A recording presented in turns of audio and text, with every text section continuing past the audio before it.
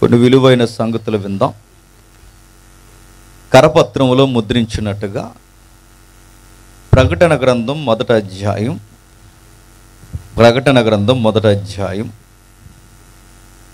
6-7 వచనాలు.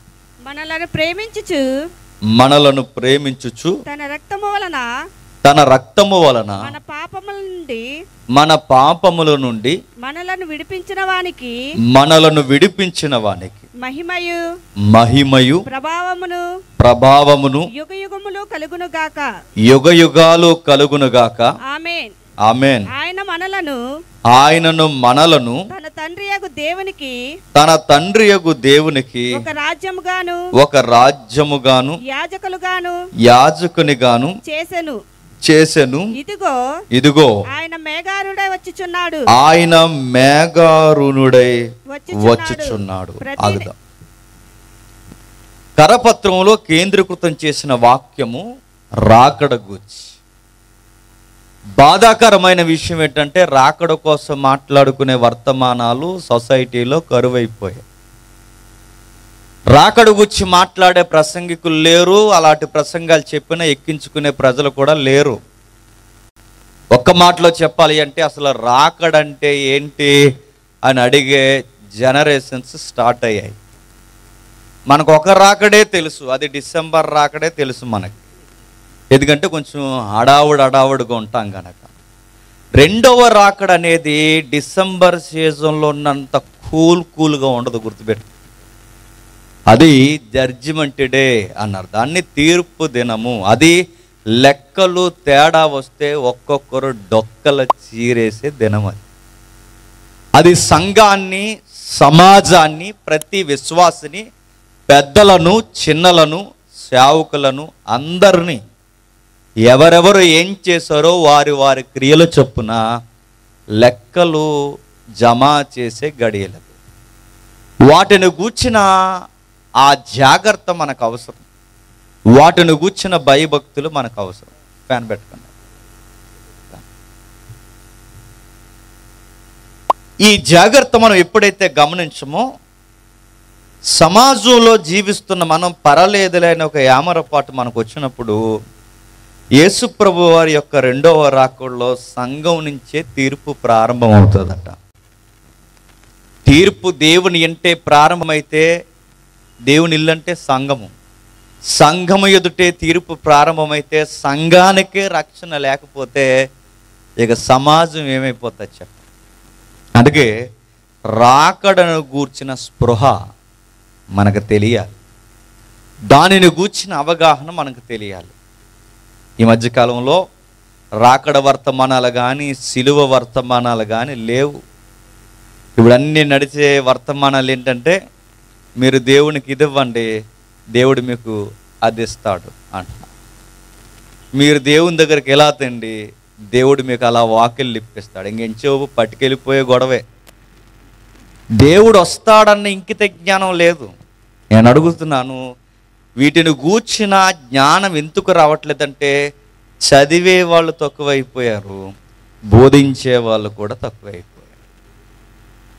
మరి ఏమైనా వాక్యాలు చదువుతున్నారండి అంటే ఏం చదవరు వాక్యాలు.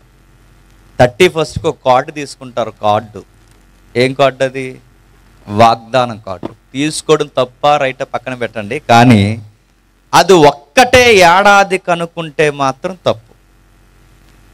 చిలకట జ్యోతిష్యం కొరకు కార్డులు తీస్తుందట. చర్చికి 31st వస్తాయట ఈ చిలకలన్నీ. ఏం తీయడానికి? కార్డు తీయడానికి. నచ్చిన కార్డు అన్నీ చిలకలు ఏరుకుంటాయి అట. నేను అడుగుతున్నాను, కార్డు ఒక్కటే నీ లైఫ్కి సరిపోద్దా చెప్పు? క్యాలెండర్ల మీద వాక్యాలు చదువుతున్నారు, కార్డుల మీద వాక్యాలు చదువుతున్నారు. ఇదే వాక్యం అంటే అనుకుంటున్నాం. మరి 66 పుస్తకాలు దేవుడు ఎందుకు ఇచ్చాడు? ఇంత పెద్ద బైబిల్ దేవుడు ఎందుకు ఇచ్చినట్లు? కార్డు ఇస్తే సరిపోదుగా? ఏడాదికి ఒక కార్డు ఇస్తే సరిపోదుగా? ఆ కార్డే పట్టుకుంటున్నారు, ఆ కార్డుతోనే నడుస్తున్నారు. నేను అడుగుతున్నాను, ఇలాగే ఆడవారి కార్డులు, మగవారి కార్డులు సంఘంలో నాయకుడు తీసాడట. ఈ లోపల కంగారోళ్ళు ఉంటారు కానీ సంఘంలో ఈ కార్డులు కలిపేశారు. ఈ కార్డులు కంగారులో కలిపేస్తే ఆలక రావాల్సిన కార్డులు ఈలకి రావాల్సిన కార్డులు ఆలకి వెళ్ళిపోయినాయి. అందులో ఒక కార్డు మగపిల్లగాడికి వచ్చింది, ఆడవాళ్ళ కార్డు. ఆ కార్డులో ఏమో తెలుసా, నువ్వు గర్భవతి అవుతావు ఈ ఏడాది అనొచ్చు. అవుతాడాడు? సత్తాడు. అవుతుందా? నేను అడుగుతున్నాను, లక్కీ కూపన్స్ తీసినట్టు తీకండి వాక్యాన్ని చదవాలి, వాక్యాన్ని ధ్యానించాలి. నేనేం చెబుతున్నానో మీరు చూడాలి. మీరు జాగ్రత్తగా వింటున్నారో లేదో చూస్తూ నేను చెప్పాలి. నా నోటికి తోచిందల్లా చెప్పడానికి వీల్లేదు. వాక్యంలో రాయబడిందే చెప్పాలి. అందుకే మీరు ఒక టైటిల్ వేసుకున్నారు వాక్యాన్ని, ఇదిగో ఆయన త్వరగా వస్తున్నాడు. ఆయన త్వరగా వస్తున్నాడనడానికి గుర్తులేంటి? ఆయన వస్తున్నాడన్న జాగ్రత్త ఎవరు పసిగట్టినా పసిగట్టకపోయినా సంఘము పసిగట్టాలి. ఎవరికి తెలిసినా తెలియకపోయినా సంఘానికి తెలియాలి. ఎందుకంటే ఆయన వచ్చిన వెంటనే మేఘాల మీద తీసుకెళ్లేది ఎవరిని? సంఘాన్ని. సిద్ధపడిన సంఘాన్ని ఆయన తీసుకెళ్తాడు. ప్రభువా నువ్వు వస్తున్నావనడానికి గుర్తులున్నాయంటే చాలా గుర్తులు ఇచ్చాడు.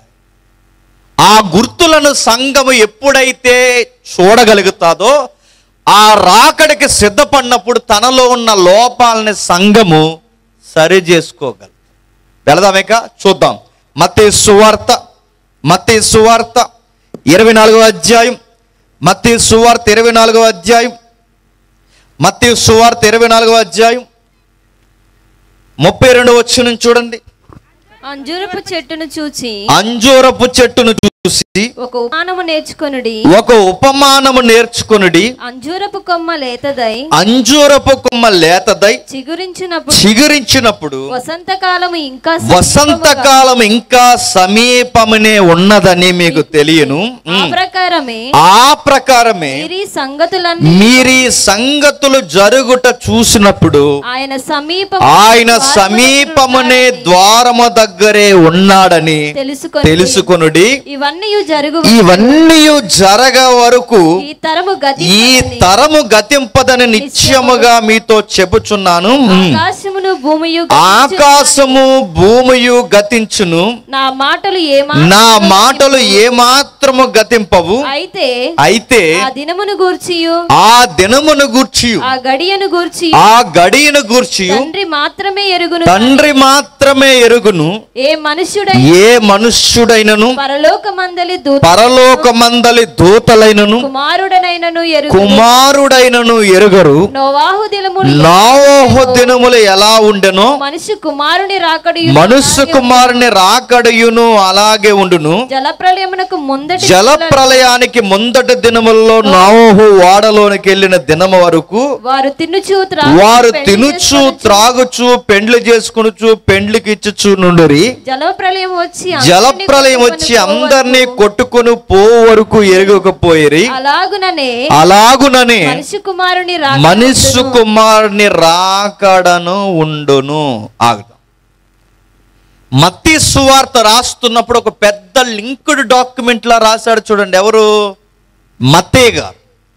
మత్తయి అనగా ఈయన ఎవరో గాలికి తిరిగే గాలోడు కాదు. మత్తయి అంటే ఏదో నది ఒడ్డును కూర్చుని రాసిన గ్రంథకర్తలు కాదు, చెట్టు కింద కూర్చుని రాసిన పెట్ట కథలు కాదు, ఎవడో ఊహల్లో పుట్టిన ఇతిహాసాలు కాదు, పుక్కిట పురాణాలు కాదు. ఇది చరిత్ర.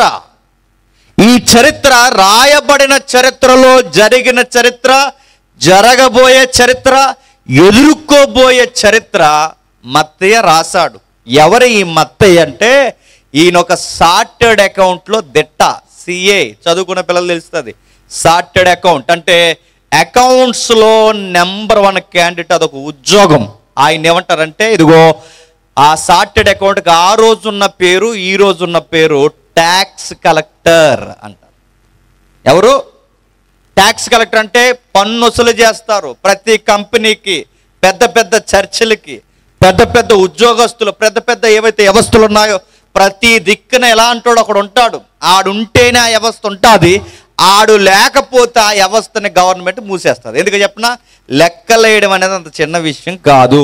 అక్కడ ఉల్లిపాయ దగ్గర నుంచి మరలా వండుకుని తినే వస్తువు వరకు ప్రతి దానికి ప్రతి సంవత్సరం ఒక లెక్కల చిట్టా గవర్నమెంట్కు చూపించాలి. అది చూపించాలంటే ఇప్పుడు పరిపాలిస్తున్న గవర్నమెంట్ కానీ గత కాలపు ప్రభుత్వాలు కానీ ఏ గవర్నమెంట్ ఏ వ్యవస్థ ఏ సెక్టార్కైనా ఈ చార్టెడ్ అకౌంట్ చేసినాడు ఒకడు ఉండాలి. అది చాలా తెలివైన ఉద్యోగం. అది అలాంటి చార్టెడ్ అకౌంట్లు అందరికీ బాబు లాంటాడు. ఎవరో తెలుసా? మత్తయ్య. అలాంటి ఆయన మత్తయి సువార్త రాశాడు. ఏమని రాస్తున్నాడు? కొన్ని లెక్కలు కలుపుతున్నాడు. ఆయన ఆధారాలు చూపిస్తున్నాడు. కథలు లేవు బైబిల్లో. బైబిల్లో మేఘాల మీద రెక్కల గుర్రాలు వస్తాయని లేదు. మేఘాల మీద నువ్వు నమ్మిన దేవుడు ఒక రోజు రాబోతున్నాడు. అది ఎలా జరుగుద్ది, దానికి ఆధారాలు ఏంటంటే ఇక్కడ చూపిస్తున్నాడు. ఇదిగో అంజూరపు చెట్టును చూసి ఒక ఉపమానము నేర్చుకోండి. ఇప్పుడు అడుగుతున్నాను, ఇండియాలో అంజూరపు చెట్లు ఉంటాయా? తెలుసా అంజూరపు చెట్టు అంటే? అదేది పిచ్చి మొక్క అనుకుంటున్నారా? అంజూరపు చెట్టుని అడుగుతున్నాను. ఇండియాలో అంజూరపు చెట్లు ఉన్నాయా? ఇక్కడ రాయబడిన అంజూరపు చెట్టు, ఇండియన్ అంజూరపు చెట్టు ఉంది, కానీ అది కాదు. ఇక్కడ రాయబడిన అంజూరపు చెట్లు మన ఇండియాలో ఉన్నాయా? లేవు. మరి అంజూరపు చెట్టును చూసి మనం ఎలా నేర్చుకుంటాం? ఇప్పుడు చూసినప్పుడు ఇదిగో అంజూరపు చెట్టును చూసి నేర్చుకోండి అన్నాడు. నేను అడుగుతున్నాను, చూసి నేర్చుకుంటాం ప్రభువా, ఏమి నేర్చుకోవాలి? అది చిగురిస్తున్నప్పుడు నేను రెడీగా వచ్చేస్తున్నానని మీరు రెడీ అయిపోండి అని నేర్చుకోండి అన్నాడు. అంటే అంజూరపు చెట్టును చూస్తే ఆయన వస్తున్నాడని మనకు తెలిసిపోద్దట. అంటే అది చిగురులు ఎప్పుడైతే చిగురిస్తుందో ఆయన వస్తున్నాడని తెలుస్తుంది. నేను అడుగుతున్నాను, అంజూరపు చెట్టు ఇప్పటి వరకు ఏమి చిగురించలేదా? ప్రపంచం మీద చిగురించింది. అది చిగురించింది కనుక ఈరోజు మనం అంజూరప్పలు తింటలేదా? తెలుసుగా అంజూరప్పళ్ళు చిన్న అరుసుల్లా కనబడతాయిగా, డ్రై ఫ్రూట్స్ ఐటెంలో అరుసులాగా సెంటర్లో హోల్ ఉండి ఇలా అరుసులో ఉంటే అదే అంజూరపు పండు. అంటే అదేదో పిచ్చి మొక్క అనుకోకండి. అంజూరపు పండు అంటే ఇప్పుడు అంజూరపు పళ్ళు మనం తింటున్నామంటే అది ఫలిస్తుందనే కాదని అర్థం. మరి అది ఫలించినప్పుడు నేను వచ్చేస్తానన్నాడుగా. అంటే దీన్ని ఎలా రాస్తున్నాడు? చెట్టు అంటే చెట్టు కాదు, చెట్టు అంటే చెట్టు కాదు, రంగు అంటే రంగు కాదు, ఇదిగో చిగురు అంటే చిగురు కాదంటే దాన్ని ఏమంటారు? దాన్ని పోలిక అంటారు, దాన్ని పద్యభాగము అంటారు, దాన్ని రూపకలంకారము అంటారు. అంటే అలంకారంగా చూపిస్తూ దాని వెనక మరొక విషయాన్ని చెప్పడం అంటారు. ఎట్లాగంటే మన ఇండియన్ టీచింగ్ ఫీల్డ్లో కూడా అది ఉంది. ఎప్పుడైనా మీరు చూడండి, పిల్లలకి అక్షరాభ్యాసం చేసినప్పుడు ఆ అని రాసి ఆ వెనకాల అమ్మ బొమ్మ వేస్తా. వీడికి అమ్మ బొమ్మ చూసిన వెంటనే ఏం గుర్తు రావాలి? ఆ చూసిన వెంటనే వెనకాల ఎవరు కనబడుతున్నారు? అమ్మ. అంటే దీన్ని ఏమంటారంటే ఇదిగో సింబాలిక్ కోడింగ్ లాంగ్వేజ్ అంటారు. దాన్ని అదే వాడుతున్నాడు ఇక్కడ. ఆ అంటే అమ్మ, ఆ అంటే ఆవు. ఆ చూసినప్పుడల్లా ఇడికి ఆవు, ఆవును చూసినప్పుడల్లా ఆ. అంటే కుర్రగాడికి బండ గుర్తుండిపోవడానికి దీన్ని ఎలా అయితే రూపకలంకారం అంటారో, అంటే ఒక అర్థం కాని విషయాన్ని అర్థమయ్యే విషయాలతో పోల్చి మాట్లాడడమే చెప్పండి రూపకలంకారము అంటారు. అంటే ఇప్పుడు మత్తయి ఏం మాట్లాడుతున్నాడు? రాకడను గూర్చి కొన్ని రూపాలు మనకు చూపిస్తూ, అంటే మనకు అర్థమయ్యే కొన్ని గుర్తులు చూపిస్తూ, ఆ రోజు అర్థం కాని ప్రపంచం లయమైపోయి ఒక పెద్ద విషయాన్ని అర్థమవుతున్న కళ్ళ ముందు విషయాలతో పోల్చి మాట్లాడుతున్నాడు. ఇంత అర్థవంతంగా రాకడ గూర్చి రాయబడింది. ఆ మాటలు మీకు అర్థమవుతున్నాయి? అంటే ఇప్పుడు ఇది పోలికైతే అంజూరపు చెట్టు అంటే అంజూరపు చెట్టు కాదా? కాదు. మీరు బాప్టిజం ఇచ్చి యోహాను కూడా ఆయన ప్రసంగాలు చేస్తున్నప్పుడు ఒక మాట పదే పదే అని కూడా, ఆయన లైఫ్ అంతా ఒకటే ప్రసంగం. నోవహు గారి 100 ఏళ్ళంతా ఒకటే ప్రసంగం. తెలుసుగా, నోవహు గారికి ఒకే ఒక్క ప్రసంగం. ఏం ప్రసంగం? జలప్రలయం రాబోతుంది, మారు మనసు పొందండి. అది ఒకటే ప్రసంగం అయింది. బాప్టిజం ఇచ్చి యోహాను ఒక్కటే మెసేజ్. ఆ మెసేజ్ ఏంటి చెప్పనా? దేవుని రాజ్యము సమీపించుచున్నది, మారు మనసు పొందండి. ఒకటే మెసేజ్ ఆయనకి. అంటే ఇప్పుడు ఆయన మెసేజ్లో కొన్ని ఎగ్జాంపుల్స్ వాడేవాడు. మెసేజ్ ఒకటే, కంటెంట్ ఒకటే, ఉదాహరణలు మార్చేవాడు. ఆ ఉదాహరణలో ఒక ఉదాహరణ ఏంటంటే, ఇదిగో 3 ఏండ్ల నుండి ప్రభు కూడా ఉటంకించాడు. 3 ఏండ్ల నుండి ఈ చెట్టును చూస్తున్నాను, ఇది ఫలించట్లేదు, దీని వలన నేల ఏల వ్యర్థమైపోవాలి. అంజూరపు చెట్టును చూసి ఒక ఉపమానం నేర్చుకున్నది.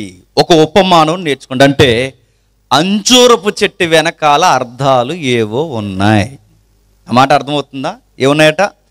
అర్థం ఉందంటే, ఇప్పుడు చెట్టు అంటే చెట్టు కాదు.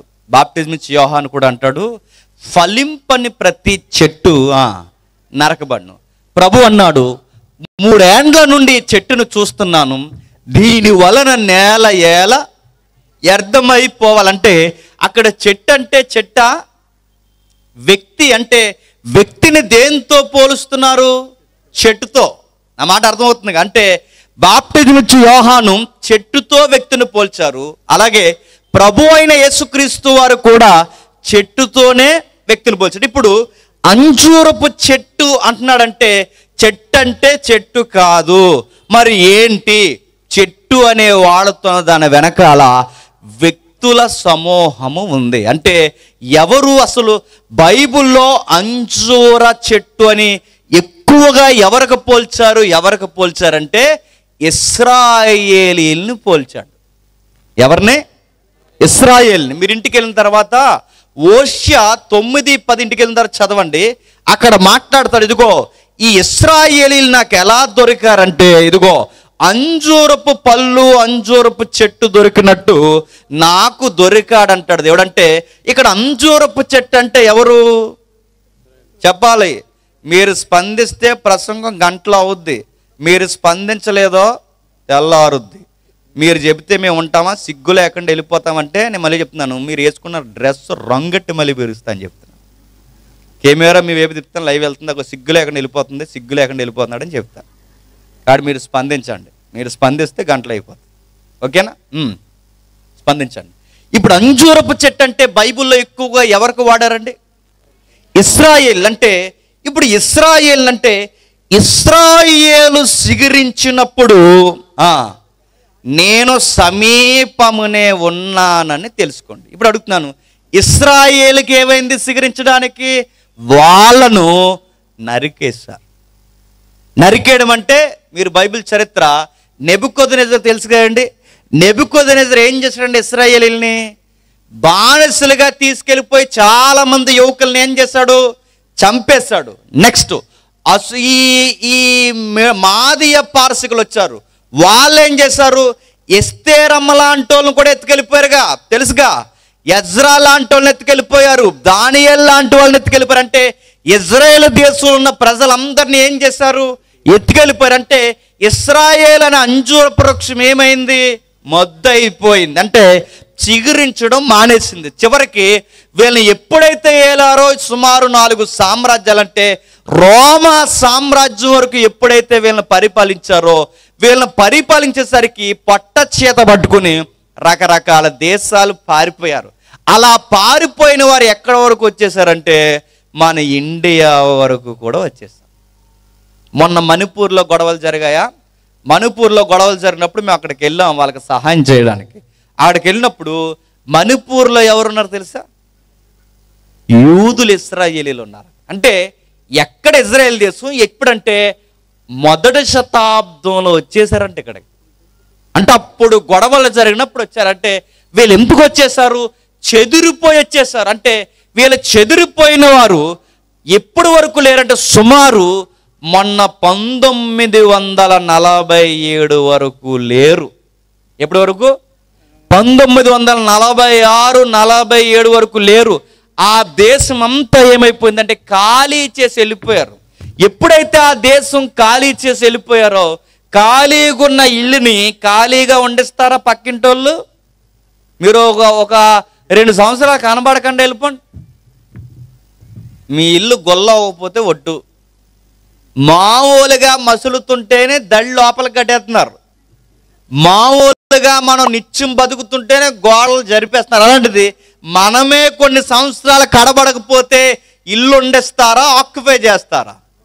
ఖచ్చితంగా దాన్ని ఆక్రమిస్తారు. కరోనా టైంలో మేము ఒక కేసు కట్టాం. కరోనా టైంలో ఆయన పూజారండి, మంచి ఆయన పూజారు, ఆయన పెద్ద ఆయన చనిపోయాడు కరోనా టైంలో. ఆ పెద్ద ఆయనకి కరోనా వస్తే తర్వాత వాళ్ళ కొడుకు ఎక్కడో పనిచేస్తున్నాడు హైదరాబాద్లో. వీళ్ళు ఎవరో లేని టైంలో ఈ పెద్ద ఆయన చనిపోతే ఈ కొడుకు ఎప్పుడు ఇక్కడికి రాడు. ఇక్కడ రాలేనప్పుడు ఆ పెద్ద ఆయన ఎలాగ చనిపోయాడు కనుక ఎవడూ లేని టైంలో ఒకడ ఖాళీగా ఉంటుందని చూసి ఆ ఇంటి మీద కన్నేసి వీళ్ళకి తెలియకుండానే ఆడ కుళాయి బిల్లులు కరెంటు బిల్లు కట్టడం స్టార్ట్ చేశాడు. చూసారా, ఆడు కట్టి కొన్ని సంవత్సరాలకి ఈ కొడుకు తిరిగి వచ్చాడు. వాళ్ళ నాన్న చనిపోయిన తర్వాత ఈ తిరిగి వచ్చిన తర్వాత ఇదేంటి, మా ఇంట్లో కరెంటు బిల్లు ఎవరు కడుతున్నారు, మా ఇంట్లో కుళాయి బిల్లు ఎవరు కడుతున్నారని చూసుకునేసరికి ఆల్రెడీ ఒకడు ఉన్నాడు, ఈ ఇల్లు నాదన్నాడు. ఎప్పటి నుంచి నీదంటే ఎప్పటి నుంచో నాదన్నాడు. తర్వాత ఆడు ఎలా దొరికాడంటే కొక్కుర్తి దేశాలు వేసిన వాళ్ళు కొక్కుర్తిగానే దొరికేస్తారు.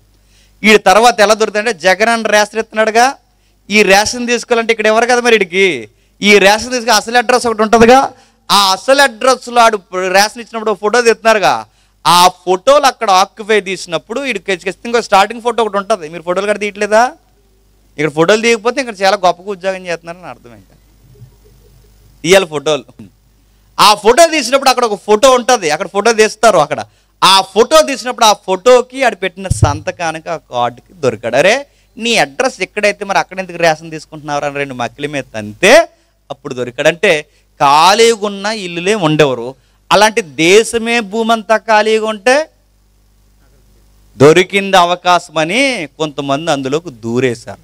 ఆ దూరేసిన ఎవరంటే ఈ అబ్రహాము గారు రెండో ఆవిడని చేసుకుంటాడుగా, తెలుసుగా ఈ చరిత్ర అంతా. చేసుకోడు, చేస్తారు దగ్గరుండి శారమ్మ గారు. ఈ వ్యవహారం జరిగిన తర్వాత ఆవిడకు కుదురులేని పుడతాడు. ఎవరు, ఆ ఇస్మాయిల్. అతగాడికి ఒక 12 మంది పుడతారు. ఆ తర్వాత మళ్ళీ ఇంకొక 12 మంది దిగుతారు. ఈ దిగిన తర్వాత 24 మంది అవుతారు. ఈ ఇశ్రాయేల్ దేశాలకు పక్కనే ఉంటారు. అంటే ఎంత కాదన్నా అన్నదమ్ములు అవుతారు. ఎందుకంటే శారమ్మకు పుట్టినోళ్ళు ఆగరకు పుట్టినోళ్ళు అన్నదమ్ములే కదండి, ఎంత తండ్రి ఒకడే. ఈ పుట్టినోళ్ళు ఏం చేశారంటే లేని టైంలో ఆ భూభాగాన్ని ఆక్రమించేశారు. వీళ్ళు ఆక్రమించేశాక సుమారు మొన్న 1946-47 వరకు వీళ్ళ దేశంలో ఇశ్రాయేలు లేరు అధికారికంగా, ఏదో ఒక శాఖ ఉండేవారు అంతే.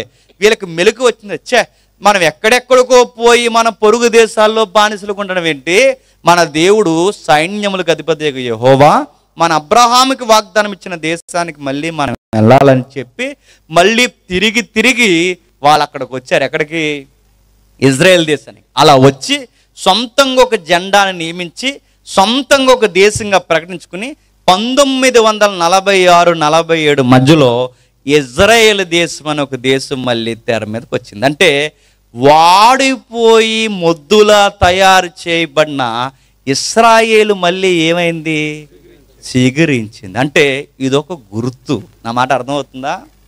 అంటే వీళ్ళు చిగురించడం స్టార్ట్ అయ్యారంటే మొన్నే వీళ్ళు చిగురించడం స్టార్ట్ అయ్యారు. ఇవి ఎప్పుడైతే సంఘము గమనిస్తాదో ఇశ్రాయేలు మళ్ళీ ఏమైంది, దేశమైంది. ఇశ్రాయేల్ ఫామ్ అయినప్పుడు ఇదిగో నేను సమీపమునే ఉన్నానని గుర్తించాను. ఇదొక గుర్తు. సరే, ఇశ్రాయేలులకు కూడా కొన్ని గుర్తులు ఉన్నాయి. అంటే వాళ్ళు యేసుని నమ్మరు కానీ మెస్సయ్యని నమ్ముతారు.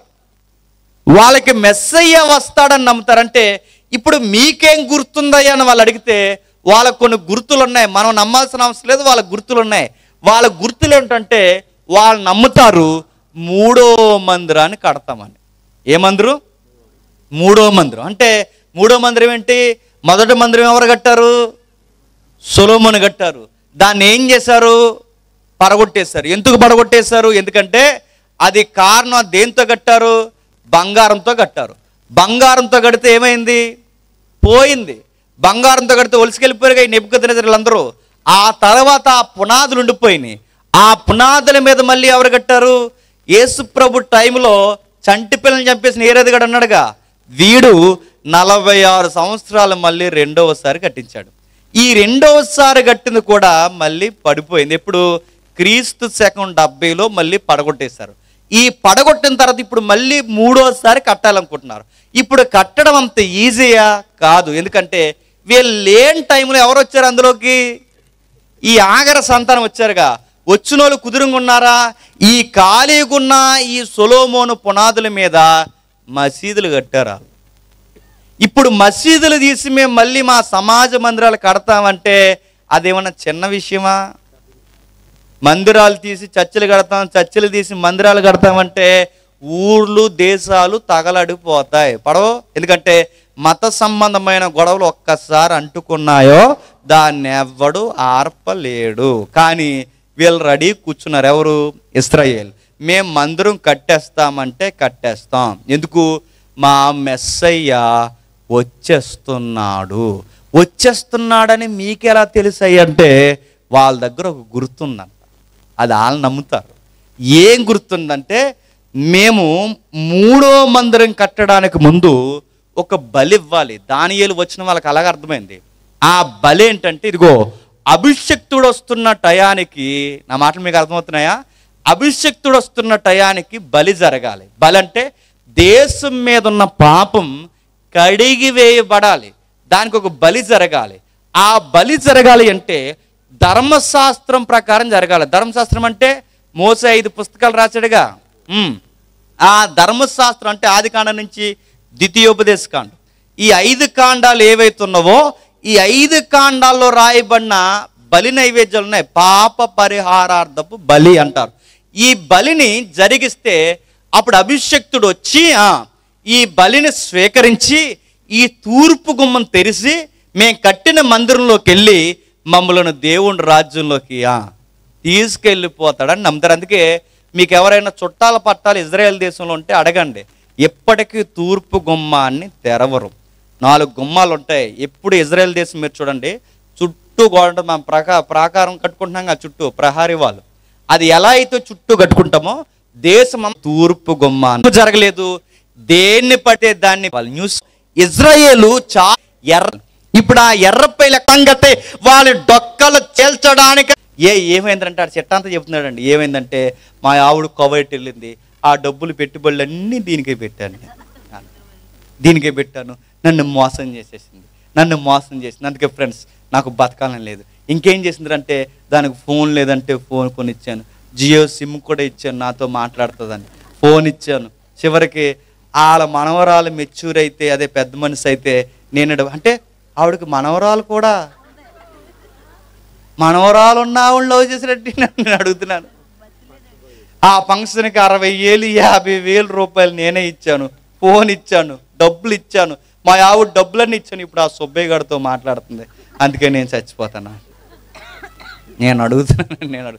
ముందు వీడియో మీరు కావాలంటే యూట్యూబ్లో చూడండి. నేను అడుగుతున్నాను, ఇంతకు చచ్చిపోతే ఇంత ఈజీగా చచ్చిపోతారంటే అక్రమ సంబంధాలు కంటే మనవాళ్ళని ఎత్తుకునే వయసులో కూడా వీళ్ళకి ఏం కావాల్సినవి అంటే సిగ్గులేని మొఖాలకి పెళ్ళిళ్ళు లవ్వులు కావాల్సి వచ్చినాయి. నేను మాట చెప్తున్నా, ఒక్కసారి పెళ్ళిలో తినంగా లేనోడు రెండో పెళ్ళిలో ఉంటాడనడానికి గ్యారంటీ లేదు. ఎందుకంటే కుదురు లేనోడు ఇప్పటికీ కుదురు ఉండడు. నేను మళ్ళీ చెప్తున్నాను, ఎంత ఈజీగా విడిపోతున్నారంటే ఒకప్పుడు పెళ్లి ఫోటోలు ఎట్టేవారండి, నెక్స్ట్ 1 వీక్లో మాకు మ్యారేజ్ ఉందని. ఇప్పుడు ఏమవుతుంది చెప్పినా, మేము ఒక 1 వీక్లో వేడాకులు తీసుకోబోతున్నాను.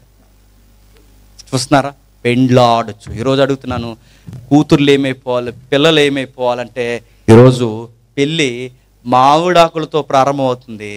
చెప్పండి, మామిడాకులు ఇంకా ఆరకుండానే విడాకులకి రెడీ. చూస్తున్నారా, ట్రెండ్ నడుస్తుంది కూడా. మీరు చూస్తున్నారా, ఎవరో సీరియల్ నెట్ అంట చూస్తున్నారా, 16 రోజుల నాటి కాపురం, 16 రోజులకి వీళ్ళు మీడియా ఎక్కి గొడవ వేసుకుంటున్నారు. ఎలాగైపోతారంటే అంతే ఈజీ. ఇప్పుడు ట్రెండ్ అయిపోయింది. రాజకీయ నాయకులు కూడా తిట్టుకుంటున్నారు. ఎలా తిట్టుకుంటున్నారు చెప్పినా, వాళ్ళు తిట్టుకునే తిట్లు ఇలా ఉంటాయి. రే మీ నాయకుడురా, మీ నాయకుడికి 10 మందిరా అన్నాడు. ఈడన్నాడట, మీ నాయకుడికి 30 అన్నారట. ఈ వెనకాల కార్యకర్తలు ఈ కార్యకర్తలు అన్నట్టు ఉంటారా, మా నాయకుడు అన్నాక ఆ మాత్రం ఉండాలి అన్నారట. అందరు సన్నాసికలు తయారయ్యారండి. నేను అడుగుతున్నాను, ఇలాంటి వాళ్ళందరూ అడుగుతున్నాను, ఇవన్నీ ఏమనాలండి?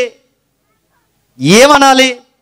రాకడకు గుర్తులు. అంటే వివాహ వ్యవస్థలు కూడా ఏమైనా చెప్పండి, బాలేదు. వివాహ వ్యవస్థలు అంటే తిండి చేత పాడైపోయారు. నెక్స్ట్ చెప్పండి, తాగుతున్నారు. నెక్స్ట్ చెప్పండి, వివాహ వ్యవస్థల్ని గండి కొట్టేశారు.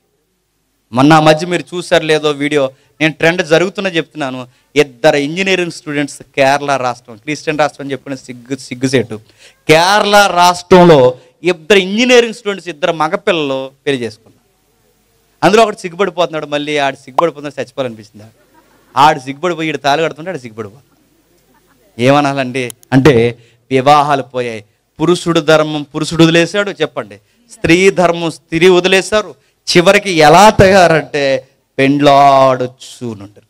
ఇవన్నీ జరుగుతున్నప్పుడు ఏమొచ్చిందంట? జలప్రళయం వచ్చేసింది.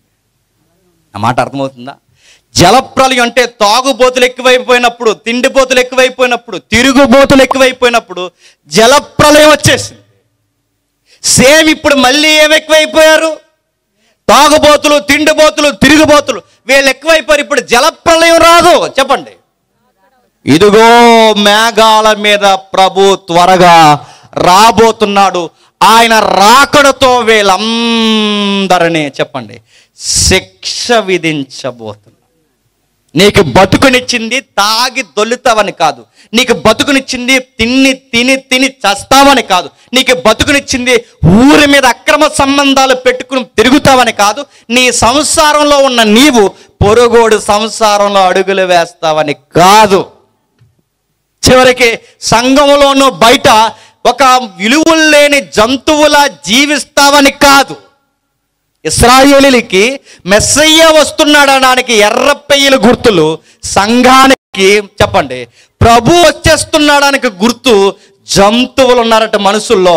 ఆ జంతువులు ఏం చేస్తాయో తెలుసా? బాగా తాగుతాయి, బాగా తిరుగుతాయి, బాగా తింటాయి. వీళ్ళకి దేవుడు కానీ భయం కానీ బైబిల్ కానీ ఏమి ఉండదు. ఇలాంటి మనుషుల వలన నేల ఏల వ్యర్థమైపోవాలి. అందుకే అందరూ లెక్కలు తీర్చడానికి ప్రభు త్వరలోనే రాబోతున్నాడు. ఇక నేను ముగించేస్తున్నాను. ప్రభు త్వరలోనే రాబోతే మనం బతికే ఒకే ఒక్క దిక్కున మనం బతుకుతామంట. ఆ మేఘాలు గుంపుగా ఎక్కే దగ్గర బతుకుతామంట. ఎలా రాబోతున్నాడు ఆయన? మేఘారుడు అంటే మేఘాల మీద రాబోతున్నాడు. ఆ నెక్స్ట్ మేఘాల మీద వచ్చిన ఆయన మనల్ని ఎలా తీసుకెళ్తాడట? మేఘాల మీదే తీసుకెళ్తాడు. అంటే ఈ మేఘాల మీద తీసుకెళ్ళడానికి సరిగ్గా ఎక్కడున్నప్పుడు తీసుకెళ్తాడు? నోవహుని ఓడలో ఉన్నప్పుడు పైకి తీసుకెళ్ళాడు. నా మాట మీకు అర్థమవుతుందో లేదో? నోవహుని ఓడలో ఉన్నప్పుడు పైకి తీసుకెళ్ళాడు. ఇప్పుడు మనం ఎక్కడుంటే పైకి తీసుకెళ్తాడు? సంఘములో ఉంటే తీసుకెళ్తాడు. ఎక్కడ? సంఘం అంటే ఆ రోజు వాళ్ళని కాపాడినది ఓడ ఆ జలప్రలయంలో. ఈరోజు రాకడ జరిగితే మనల్ని కాపాడే ఒకే ఒక్క ఓడ సంఘము. ఈ సంఘములో మనం జాగ్రత్తగా అంటు కట్టబడి ఉంటే, చెప్పండి, బతికి బట్ట కడతాం. ముగించేస్తున్నాను. అంటే సంఘములో ఉంటే బతుకుతాం. అంటే ఇప్పుడు అడుగుతున్నాను, ఇప్పుడు సంఘం ఒక్కటే ఉందా? ఈదికి 70 సంఘాలు ఉన్నాయి, ఊరికి 70 సంఘాలు ఉన్నాయి. ఈ సంఘాలు కుదురుంగున్న సంఘాలు కుదురుంగుంటాయా? ఒక సంఘానికి ఒక సంఘం పేరెట్టుకుంటారు. ఏమని? మీ సంఘం ఎత్తపడదు బ్రదర్. చెప్పండి. మా సంఘం ఎత్తపడుతుంది బ్రదర్, ఇందులోకి వచ్చేయండి అన్నారంట.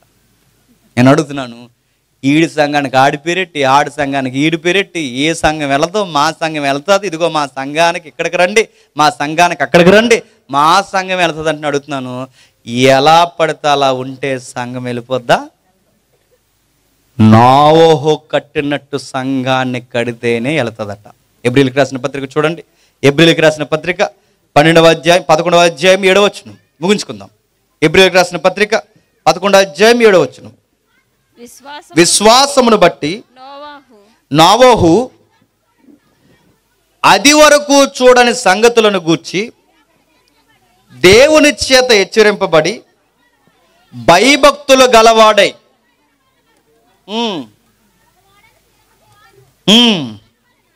ఏంటట? తన ఇంటి వారి రక్షణ కొరకు ఏం సిద్ధం చేశాడట? ఒక వాడనంటే తన ఇంటి వారు బతికి బట్టగట్టాలంటే రక్షణ వాడుందంట. ఈరోజు యేసు ప్రభు రాకడ జరిగితే మనమందరం బతికి బట్టగట్టాలంటే మనకు ఒక రక్షణ వాడుంది. ఆ రక్షణ వాడేంటి చెప్పండి? సంఘము. అంటే ఇప్పుడు ఈ సంఘములు ఉంటే బతుకుతాను. అడుగుతున్నాను, ఇప్పుడు ఊర్లో ఎన్ని సంఘాలు ఉన్నాయని తెలియదు, కానీ ఏ సంఘంలో ఉంటే ఎత్తపడతాను చెప్పండి? చెప్పాలి. ఏ సంఘం ఉంటే ఎత్తపడతాం? అన్ని సంఘాలే. ఆటో యూనియన్ కూడా సంఘమే, మహిళా సంఘం, చెప్పండి, ప్రతి దానికి సంఘం, ఆర్టీసీ సంఘం, అలాగే క్రీస్తు పేరు మీద చాలా సంఘాలు ఉన్నాయి. ఇన్ని సంఘాలలో ఏ సంఘం ఎత్తపడతారు? నోవహు ఎలా అయితే జాగ్రత్త కలిగి కడితే ఆ ఓడ లేచిందో, నోవహు యొక్క గురుతులతో మనం కడితేనే లెగుస్తాదట. అంటే ఎలా కట్టాలో ఒకసారి చూడండి. ఆది కాండం ముగించేసుకుందాం.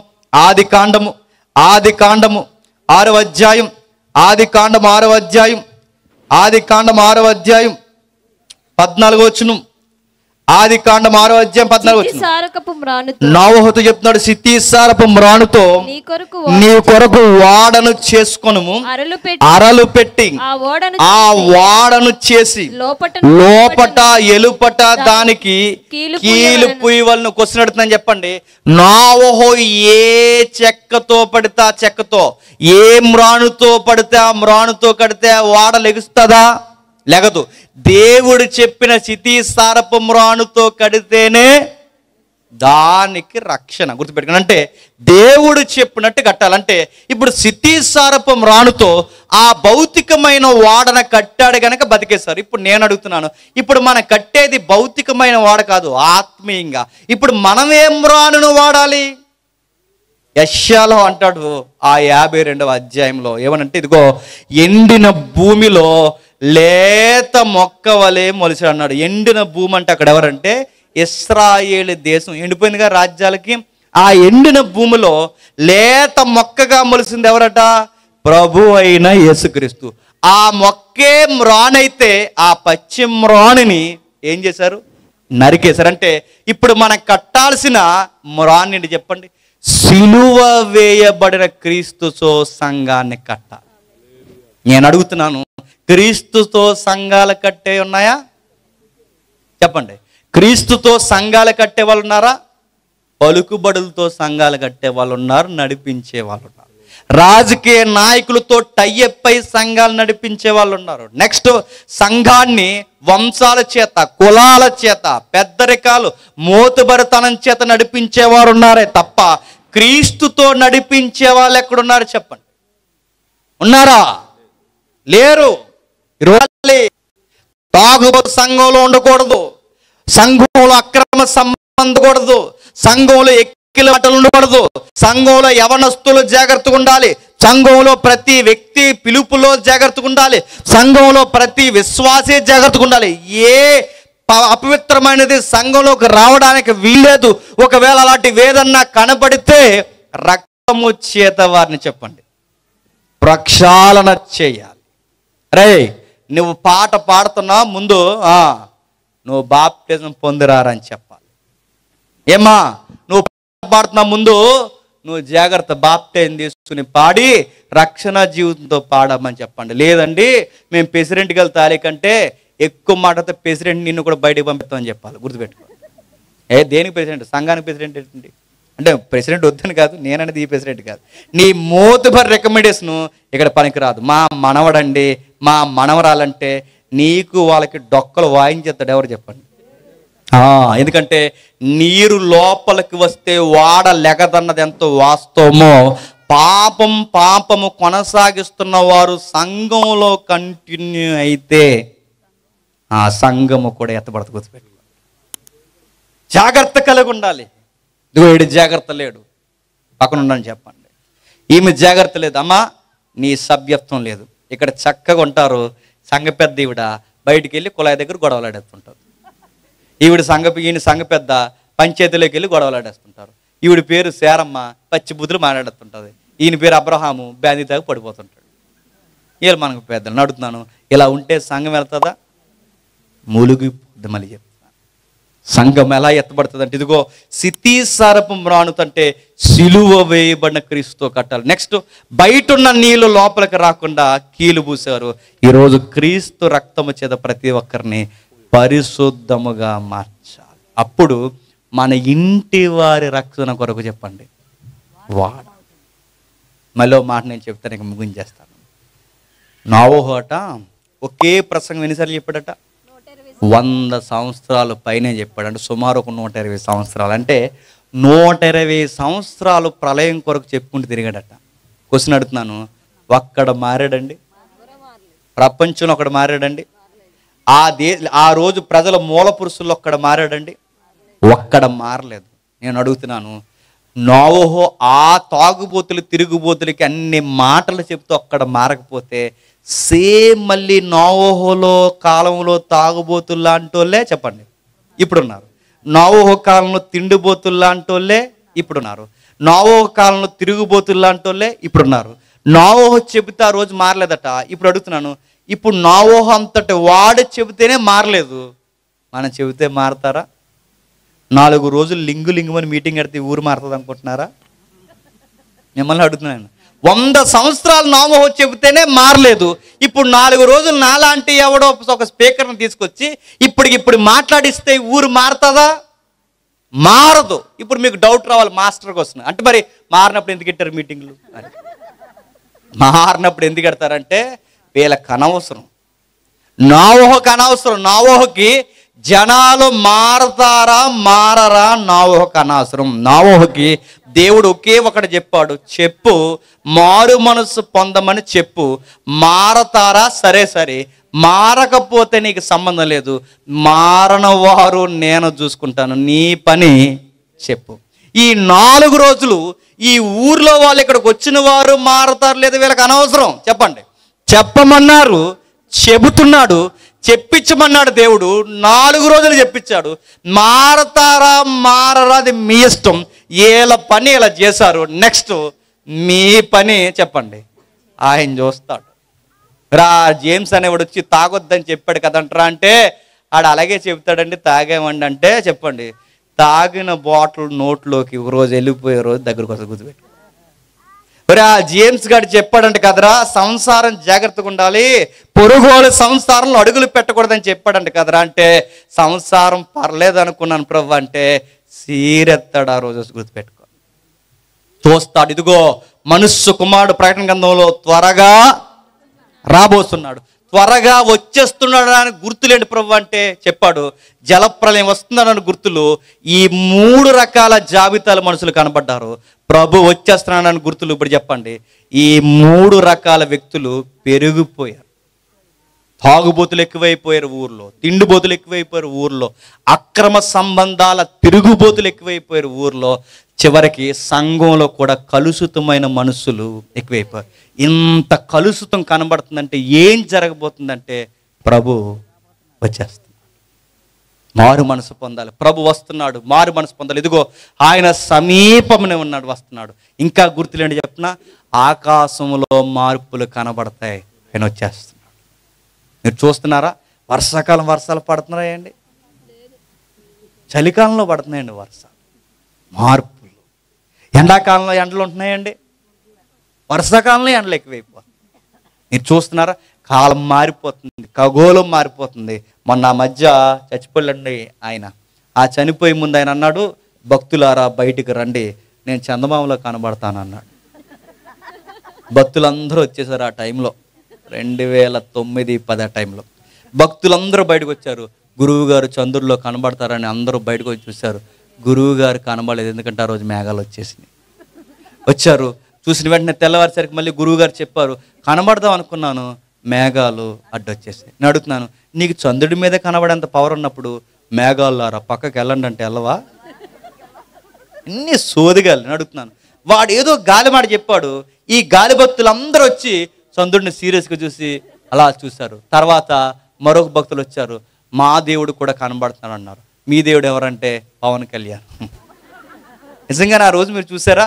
మా దేవుడు కూడా కనబడుతున్నారు అన్నారు. నడుతున్నాను, పవన్ కళ్యాణ్ భక్తులకి పవన్ కళ్యాణ్ కనబడుతున్నాడు. నెక్స్ట్ ఆ గురువు గారి భక్తులకి ఆ గురువు గారు కనబడుతున్నారు అన్నారు. ఆ భక్తులందరూ బయటకు వచ్చి కనబడుతున్నారంటే కనబడకపోయినా కనబడుతున్నాడు అన్నారు. ఎందుకంటే నాకు కనబడలేదంటే నన్ను అవిశ్వాసం అంటారని కనబడుతున్నాడు అన్నారు. పెళ్ళిలో కూడా అడుగుతారు చూస్తారు, అరుంధతి కనబడుతుందంటే కనబడకపోయినా కనబడుతుంది, ఎందుకంటే పంపించారు, లేకపోతే అలా చాలా ప్రోగ్రాంలు ఉన్నాయి అక్కడ, కనబడుతుంది అంటారు.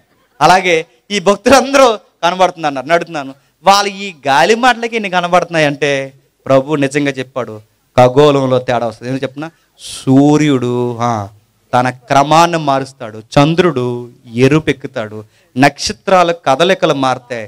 ఇవన్నీ సైన్స్ చెప్తుంది. ఖగోళం కుసించిపోవడానికి సిద్ధముగా ఉంది. మన పేపర్లో చూసారు లేదో, మరొక 17 సంవత్సరాలలో ఈ ఖగోళానికి పెద్ద విపత్తు రెడీగా, 17 సంవత్సరాలు పెద్ద వయసేం కాదు, 17 సంవత్సరాల్లో ఒక పెద్ద విపత్తు రెడీగా ఉందంట. నేను అడుగుతున్నాను, ఇన్ని మార్పులు మనకు కనబడుతున్నాయంటే మత్తయి చెప్పింది, ప్రభువు చెప్పింది కళ్ళ ముందు కనబడితే ఇక ఆలస్యం చేయకూడదు. దేనికో చెప్పనా?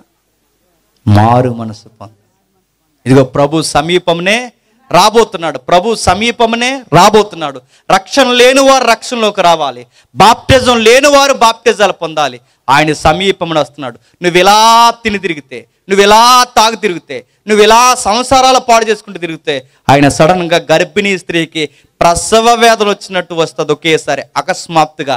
అది ఈ రోజే జరగచ్చు, రేపే జరగచ్చు, ఈ సభ అయిపోయిన వెంటనే జరగచ్చు. అది ఎలా జరుగుద్దంటే, 2 స్త్రీల కింద చెప్తాడు, ఒకరు తిరుగులు విసురుతున్నారు, ఒకరు తీస్తున్నారు, ఒకరు ఎత్తబడ్డారు, ఒకరు ఉండిపోయారు. అంటే ఎవరి పనిలో వాళ్ళు ఉన్నప్పుడు ఆయన సడన్గా వచ్చేస్తారు.